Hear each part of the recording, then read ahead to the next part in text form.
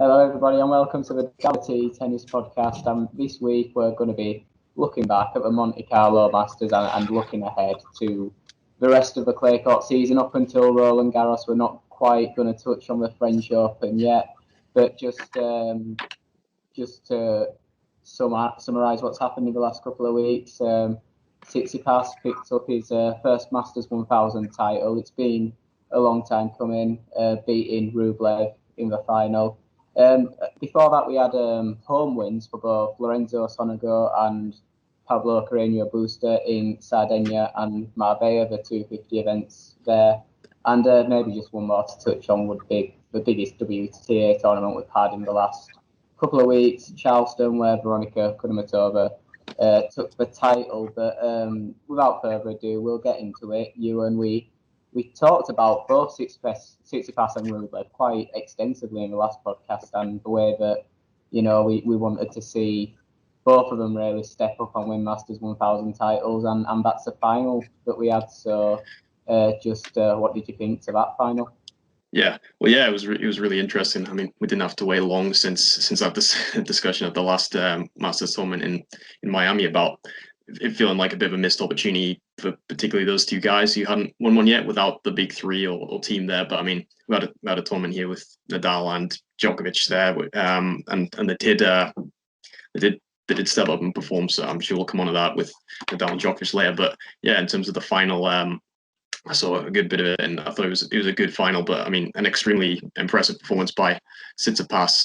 I mean, 6-3, 6-3. It was a fairly comfortable win. It was competitive, but he looked in control of the match pretty much from start to finish, and that I thought it was pretty much a 50-50 call before it. So he was extremely impressive. I mean, he just kind of jumped on Rublev straight from the start and raced with a 3-love lead, getting the early break. I mean, he was so impressive on serve. I've seen he won 86% of his first serve points and 68% on second serve on clay. I mean, is extremely impressive against someone of Rublev's quality with his ground strokes and power, a good returner. So I mean, it was just an ultra aggressive display from Tsitsipas, and mentally, which is where I would have had possibly the question marks over him. He looked absolutely superb. I mean, he was composed. He didn't look like he was under any pressure or the occasion was getting to him. That it was such a big opportunity for him. I mean, but maybe it was the experience of having already played two Masters 1000 finals, obviously where he had been in the underdog in both of them, where he lost to Djokovic and Nadal in Toronto and Madrid. So I mean, I think possibly that experience helped him. And Rublev obviously was his first Masters final. I don't think it was Rublev's strongest performance, but I think we saw that Tsitsipas is maybe just a slight level above Rublev on clay at the moment. And yeah, fantastic first Masters 1000 title for Tsitsipas. Yeah, and you mentioned Tsitsipas's aggression there, and I'd certainly say he does have the ability to take the game to his opponent and play aggressively. But I don't know, I feel like we don't always see that from him. Sometimes he may play passively at times when he's up against it. So against another aggressive player like Rublev, can you shed some more light on how impressed you were by that? Well, I'm impressed, yeah, because I mean, particularly with that aspect, because you saw with Rublev against Ruud and even Nadal in the quarterfinals, which I'm sure will come on to. He was the one dictating largely from the baseline. We know the power he's got, particularly with the forehand, how he can control points from out of his backhand corner and also from his forehand corner. Obviously, it's such a weapon, but even with his backhand, such a strong ground stroke. And with Tsitsipas, yeah, he was able to control the match completely like that. And I think that's why clay is better suited to him. I think it does actually nullify some of his weaknesses, which sometimes the return of serve, which has been a bit of a limitation from in the past. It allows him to be more aggressive. He doesn't have to worry about chipping the return, which is a tool he hasn't fully developed, which you do need on the quicker surfaces. I think on clay, he can stand back and drive the return aggressively, which is what he likes to do. And yeah, it just suits his game nicely. He plays with quite a lot of spin, so he has margin, but he can be aggressive. So I think he just has a bit more margin than Rublev, and right now I would have him slightly above Rublev on clay. Like I'd probably say the same for Rublev on hard course. Yeah, and just a bit more on Rublev. I mean, we will touch on that Nadal match a little bit more later, but it was another one we said we'd we'd like to see him step up, win some Masters 1000 titles, and I think getting as far as a final this week, it's and coming through such a strong draw against strong players as well. It's a positive week for him, isn't it? Even if he doesn't come away with the title. Oh, massively. Yeah, I don't think when people looked at the draw, I don't think they would have expected him to get past the quarterfinals. And as we talked about, we questioned maybe whether he was ready at this level of event to really make a deep run and win it or make a final. Obviously, he hadn't played as many Masters 1000s because there wasn't many held last year, but obviously we've seen him clean up at the ATP 500 and 250 level for more than the past 12 months. So I think it's fantastic. He's shown, even in Miami, getting to the semi-finals, he's shown already at Masters 1000 events he's ready to go deep and compete for the title. So hugely positive for him. He played great tennis, and I think I wasn't taking it away from what he can do on clay. I think he's fantastic on all surfaces, and we're seeing that already. Yeah, and moving on from the final now, I feel like we've got to push this one up the pecking order. Dan Evans, the British #1, not always got the results on clay, but when you think clay court tennis, you think maybe baseline grinding is one of the first things that comes to mind. But second thing that comes to mind is maybe chucking in a bit of variety, because you do get awkward bounces, and Dan Evans is very good at variety. That's one thing that it's a real strong point of his game. He caused some big problems to some very good players. Just can you shed some light on what you thought to Dan Evans as well? Yeah, I mean, I thought it was an incredible run, really, and definitely not something that I would have seen coming. Because I mean, just to put into context, he hadn't won a tour-level match on clay since Barcelona in 2017, where he won 2, and that was before his ban, his drug ban. So I mean, it just shows how remarkable this was. That he hadn't won a match since then on the surface. And I mean, he's spoken in the past about how he doesn't really enjoy playing on clay. He doesn't think his game's well suited to it. I just didn't really expect this from him for that reason. I mean, when you look at his game, it does look better suited to fast courts. He likes to play aggressively, come to the net with a slice backhand. But I think we saw how effective it can be on clay when he's really, he really has applied his game to the surface, and he's clearly been determined to have much better results. I think you just go through his run. I mean, he had some fantastic wins, obviously beating Dusan Lajovic in the first round, who's finalist at this event in 2019, the last time it was held. He beat Hubert Hurkacz then, who's just won the Miami Masters. I mean, he was very impressive in both those matches. And then at that point, I already thought he's had a great run, just getting 2 wins at a Masters 1000 level on clay, but it's probably going to come to an end against Djokovic. And then to upset Djokovic in straight sets on clay, I definitely wasn't expecting it. I mean, it was, there's no getting away from it. It was a poor performance from Djokovic, but Dan Evans was outstanding, and I think the way he was playing, he would have competed with anyone when he's able to play at that level. And it was, just like you said, the variety. He was still coming to net on clay, which is not something you'd expect to be an effective tactic. I mean, obviously, seen the variety with the drop shots. He's got a fantastic drop shot as well. And the slice backhand was actually really effective against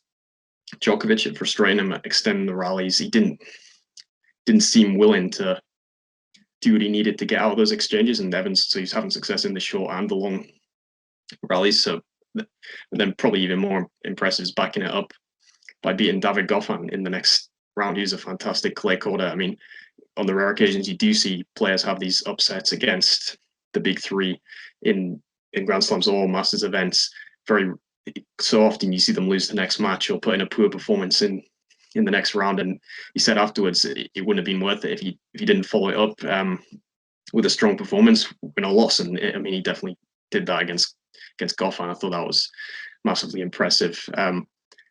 Struggled against Tsitsipas in the semi-finals, but I think it's a tough matchup for him. We've seen, not just on clay, the 2 previous meetings they had on hard courts had been a similar outcome. So I don't think that was, it wasn't a bad loss necessarily after all he'd produced already through the week. So I think massively positive for him. I'm not exactly sure where it's going to move him up to in the rankings, but he'll be surely close to the top 20 already in career high ranking. Yeah, well, I've actually got that. He's back up to 26, so he's back All up right. to a career high ranking. It's matched his previous career high that I think he must have got around this time last year, maybe, or a couple of weeks before when he had a couple of solid runs. But yeah, Dan Evans, I think the way you touched on there, the way he talks, his mentality, saying that he didn't think the win over Djokovic would be worth it if he didn't follow it up with a strong performance. And that kind of reminds me of something he said after winning the Murray River Open in Melbourne and then losing in the first round of the Australian Open. And it was along the lines of it's the long runs in the Grand Slams that he really wants. He said no one's going to remember the ATP 250 titles. And I think that's a little harsh on himself because it's good to see a British player pick up a main tour title. And I think British tennis fans especially, will remember that.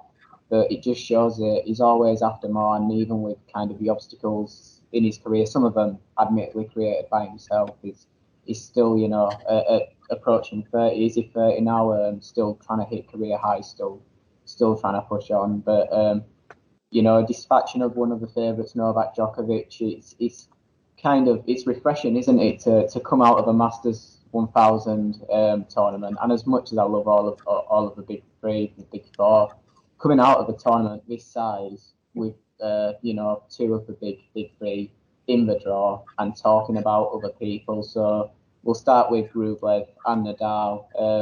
What did you think caused Nadal's downfall in that match? I've seen some things saying his serve, but also the way Rublev took it to him. Do you think that took Nadal out of his comfort zone? Yeah, well, I think it definitely did. And yeah, you're right to touch on the serve. I think the serve was definitely a big problem. I mean, he hit 7 double faults in the match, which was the joint most he'd ever hit in a match. Which, yeah, I mean, his serve is so reliably. Might not think of it as a massive weapon, but I mean, it hardly ever kind of lets him down and loses points, and it doesn't end up being the reason behind bad performances. It was definitely a big factor. I mean, his second serve's one of the most reliable. But I think it's a combination of that and Rublev jumping all over it with his aggressive returns and first strike tennis, taking over the rally at the first opportunity. And I mean, yeah, Nadal has been troubled before by ultra aggressive, flat baseline tennis. But I mean, I think he was well below his best. As good as Rublev was, and he deserves all the credit. I think, especially after seeing the second set slip away in the way that he did, I thought it was Nadal's to win for sure. After that, Rublev having been a breakup and multiple chances to go the double break, and then to lose serve with that crazy point where Nadal somehow got the ball back in play and then passed him with that trademark running forehand down the line. We've seen so many times. I thought the match should have been probably done. It was looking like it was going to be straight sets, but I mean, just regroup in the third set and finish it off 6-2. It was hugely impressive mentally from Rublev, and his level was impressive. But yeah, it was a slightly, I wouldn't say worrying performance from Nadal. I would compare it to probably his loss to Schwartzman in Rome last year in the quarterfinals. I think I would actually say this was a slightly worse performance, even though he won a set in this one, just because I thought Schwartzman was so good in that match, and I just felt his level was slightly higher in that one. But yeah, I think I would compare it in that sense of both have he's coming in off a fairly significant absence. He hasn't played in quite some time. I think it does take him maybe a little bit longer now to get back to his best if he hasn't had competitive tennis in a couple of months, like has been the case. Obviously, he hasn't played since the Australian Open last year. He hadn't actually played since before the pandemic. It'd been a much longer break. But yeah, I think in that sense, I wouldn't expect it to be a worrying trend. I think as we move through the clay court season, you'll see him building much closer to his best form as we approach the French Open. Yeah, that is something I was going to touch on and ask you whether you think it's a sign or whether it's just one of those things that Nadal will work out. And like you say, it's kind of a similar situation to his loss to Schwartzman last year. He still went into Roland Garros and dominated the tournament. So it turned out not to be a sign of people are going to challenge Nadal on clay. But yeah, I think we still need to give a lot of credit to Rublev for the way he attacks Nadal. But yeah, I I think we will see Nadal recover and work it out. And I've also seen the argument that if that was a 5-set match, then Nadal would have worked it out and come through it. If it was 5 sets at Roland Garros, then I don't think Rublev comes through and wins that match. And I think maybe I agree with that, although would he have solved the problems with the serve over 5 sets? But like you say, the serve will develop as the clay court season goes on. But on to Djokovic, he's been the closest to anyone of threatening Nadal on clay. He's a top quality clay court player with only one French Open title because of the era he plays in. But the loss to Dan Evans, you've already mentioned, you felt he was below his best. Did you think Dan Evans forced that out of him? Guy hitting a lot of slices, giving him a lot of shots to hit where it's like all of a sudden Djokovic has to try and generate his own power. Yeah, I thought that was definitely a factor. I mean, I think it was a combination of I think probably he came out the blocks really slowly. I think you could see it. He made almost double figures on forced errors in the first 3 games. I mean, you usually wouldn't see him make that in a set if he's somewhere near his best. But I mean, so I think he was below his best from the start. But it was definitely, I mean, he said afterwards, Dan Evans dismantled my game. So I mean, he talked quite a lot about how difficult he found it to play against Evans. I think he said he's a fun player to watch, but not a fun player to play against. And I mean, and obviously Evans is a player he has been compared, possibly loosely, to Federer in the past, just in terms of the way strokes looks, but also the style he tries to play, rather than anyone saying the quality or the weight of shot, but in terms of using the slice backhand, being aggressive, coming to the net. And I think you can give Djokovic problems with that style if you execute it as effectively as Evans did. And the slice backhand has been something which has worked against Djokovic in the past. If you have a great slice backhand, a really low cutting one, which Evans does, like Federer's, so in that sense, I think it definitely does disrupt him. I think Djokovic's backhand, being obviously one of the great backhands in the history, but it is a fairly flat shot. He doesn't always enjoy a great low slice backhand to that side. You'd prefer to trade topspin backhand to topspin backhand. So I think, that's definitely what Evans was able to do. But from Djokovic, I don't think it's. I mean, we have seen him have a few early losses in Masters tournaments in recent years, particularly the ones which are further away from the Grand Slams. And I think he's talked openly about peaking for the Grand Slams, playing his best tennis at the Grand Slams or early before. And we've seen the Masters events he has won mainly recently have been the ones with the Grand Slam right around the corner, like last year, Cincinnati and Rome, which was just before Roland Garros. The year before, he made the Rome final after not having as great results won Madrid as well, actually, in 2019, but he's lost early in Monte Carlo in the past to Yuri Vesely, I think, at the same stage. So, it's not entirely, it was a big upset to me, but maybe it has been a slight trend there. Yeah. And just before we move on from Monte Carlo, I feel like we always come out of these podcasts and say, oh, we forgot to talk about that player and we forgot to talk about that one. So I just thought I'd ask you, is there anything we've missed so far? Any player you want to highlight or any match that we haven't covered that you thought was an interesting match? Just go ahead and talk. Yeah, in terms of players, I think, we've definitely got to touch on Casper Ruud, who made the semi-finals. I think he had a fantastic run. I mean, we've seen him make a semi-final at Masters 1000 level on clay. It was in Rome last year. He played a great match against Djokovic there. Eventually lost in the end, but I mean, really impressive, Ruud. And I think he's shown that he is a growing force on this surface. He's definitely got the potential to be one of the best players in the world on clay. I think he's already moving towards that. He plays with extremely heavy topspin off both sides. He has a huge forehand. I mean, there's been he's trained at the Rafa Nadal Academy, and I've heard people saying he's kind of been made into that mold of a Rafa Nadal like clay court player. And he seems to have a good mentality. He's that sort of classic clay court. But really, really impressed by him. I mean, just looking at some of the wins he had, beat Holger Rune in the first round. He's Danish, obviously Ruud Norwegian, so another talented young Scandinavian player. I think Rune's only 17, but then just the wins Ruud had after that, extremely impressive. I mean, beating Schwartzman in straight sets, obviously one of the best clay court players in the world.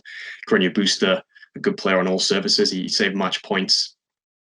He came from 5-3 down in the final set to win that 7-5. I mean, and then backed it up with a win against Fognini, who was the defending Monte Carlo champion, and actually played some really good tennis this week from what I saw. I mean, to beat Fognini in straight sets on clay when he's playing pretty well is a very good win. And I thought he played pretty well against Rublev in the semi-finals as well.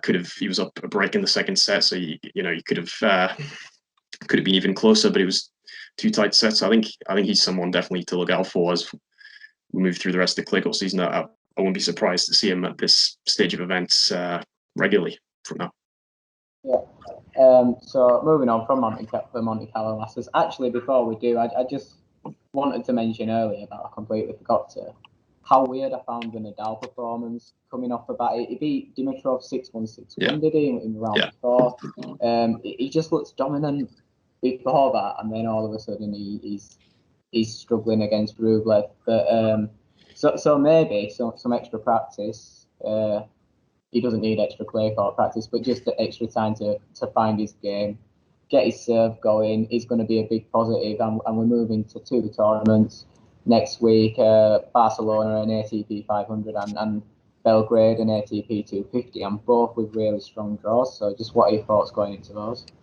Yeah, really, really interesting tournaments. I mean, to see the Serbia Open in Belgrade back first of all is interesting. I think hadn't been held since 2012, and so yeah, it's interesting to see that back. But as a 250, but as you say, a really strong draw. Actually, you'd say there's not too much to pick between the two draws, which is surprising given the different level of event. I mean, they've managed to attract a lot of strong players there to Belgrade.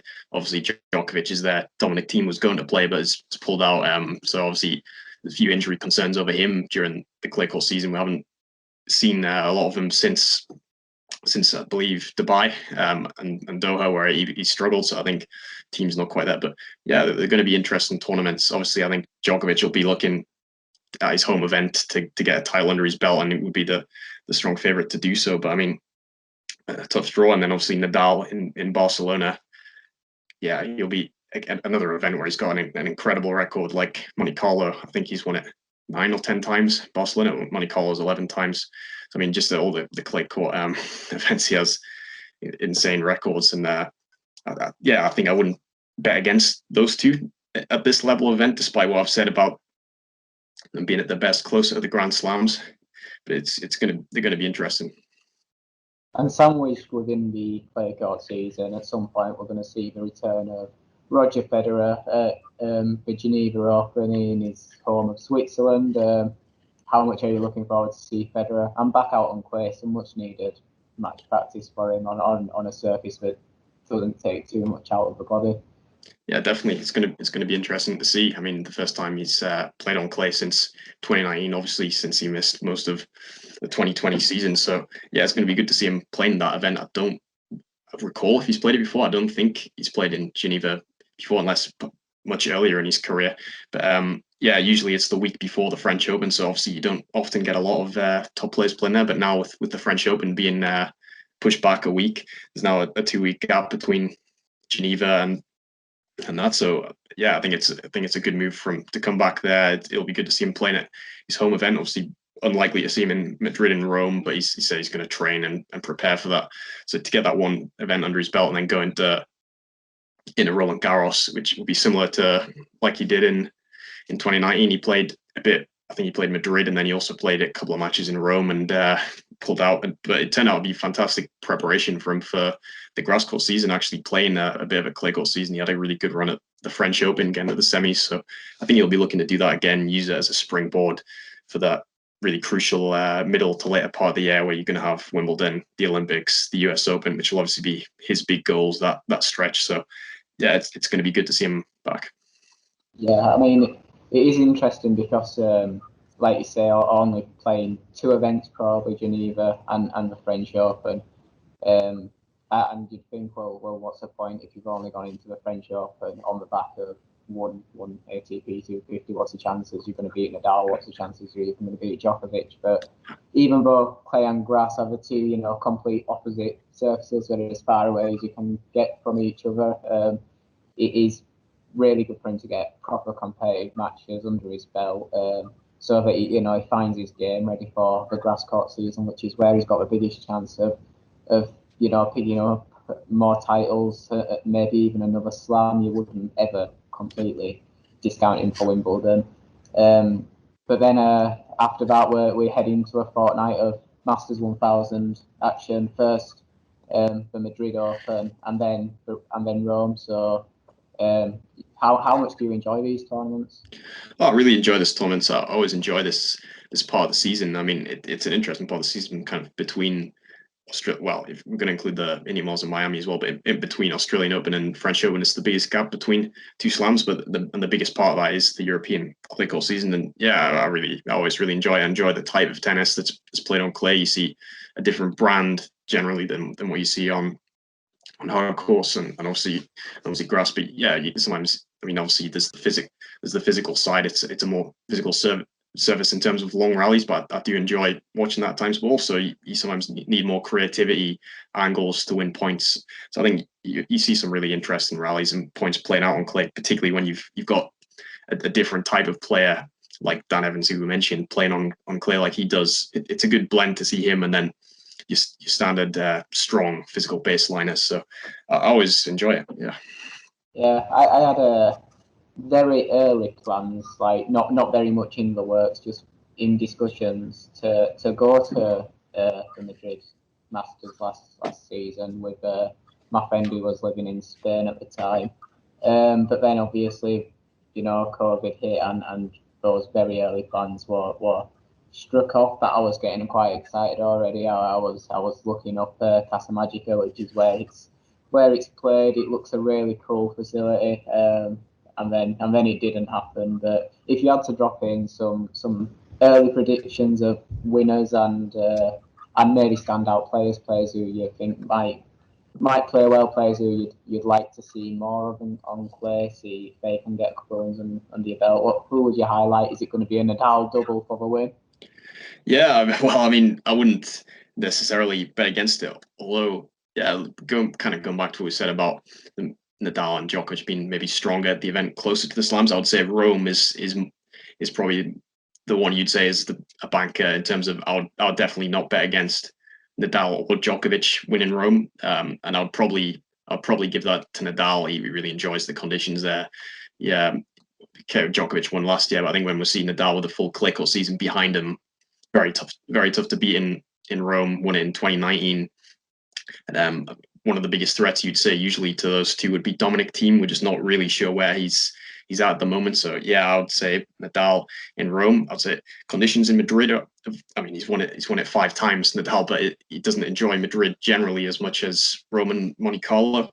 But yeah, I would say I'd have him as a strong contender for Madrid. I mean, it's not confirmed, and he is on the entry list, Djokovic for Madrid. But there were some reports that he was gonna skip Madrid, which he obviously won last time it was held in 2019. He likes the conditions there, but I think it'd be interesting to see whether he does play or not, because he's obviously going to play Belgrade the week before. You'd expect him to be determined to make a deep run and win the title there. His home tournament. So whether he'll play Madrid after that, I'm not sure, because he's defending the title, but 50% of his points are protected anyway with the COVID ranking system. Even if he doesn't play this, there's been some talk that he might miss that, be fresher for Rome.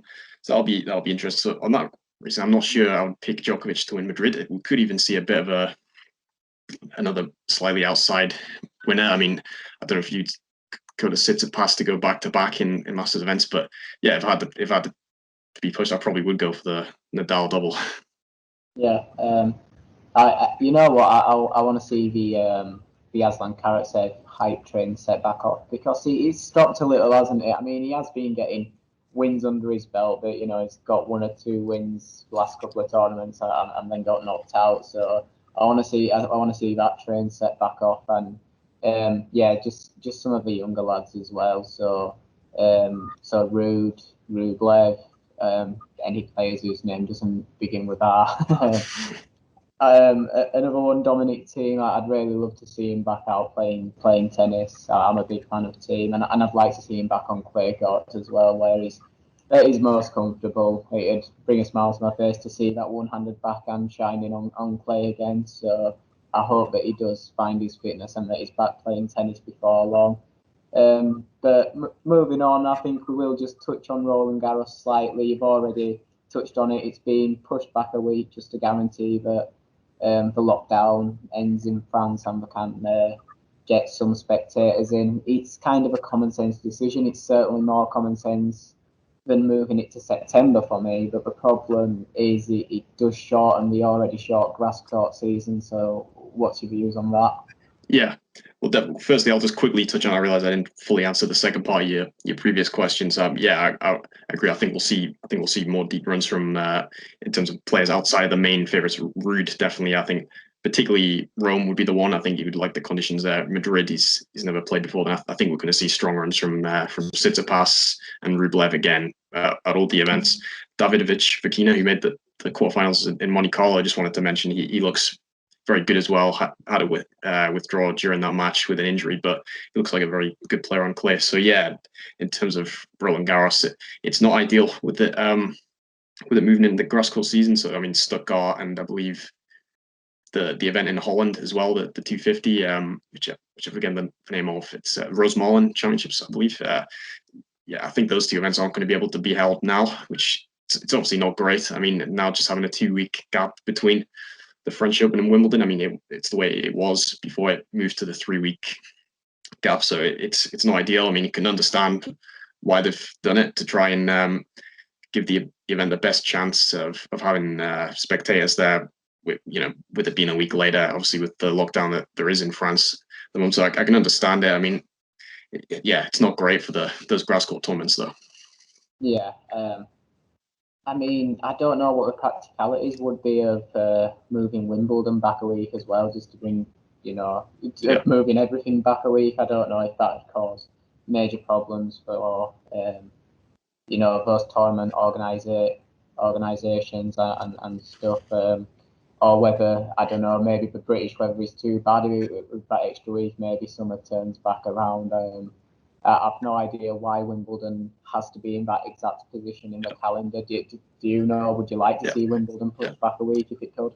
Well, I think if it could, I would. And I'll have to check the dates on this. But the only thing I am thinking is possibly when the Olympics is. I think it's meant to be after Wimbledon, so it's possible that moving Wimbledon back would put it too close to the Olympics. I'd have to check what the gap is between the two. But if it would be possible, I think ideally you'd like to do it. But yeah, obviously the Olympics is the one which is not going to be able to move the tennis events. So that would be the problem I think for this year. But it could. It's going to be interesting that period. There's going to be a lot of big tournaments in a fairly short space of time.